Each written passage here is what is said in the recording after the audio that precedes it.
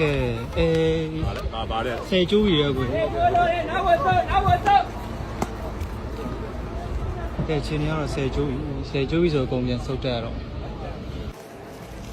ခုပဲကျွန်တော်ဒီမှာခရီးသွားတာအမြန်လမ်းမှာငလင်းလှုပ်သွားတာကားကြီးလည်းအကုန်ထိုးရက်တဲ့အခါမှာကျွန်တော်ပြပေးမယ်လမ်းတွေလိုဖြစ်ကုန်တယ်။ကျွန်တော်ကားတွေအကုန်ထိုးရက်ထားရတယ်ဗျာ။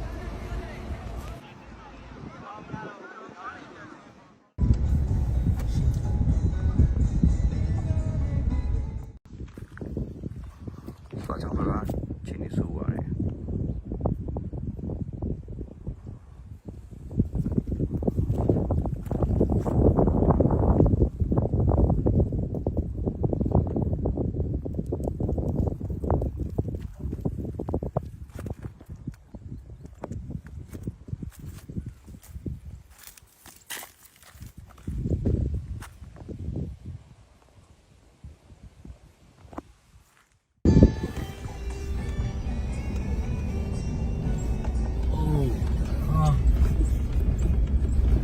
你搞规划了吗？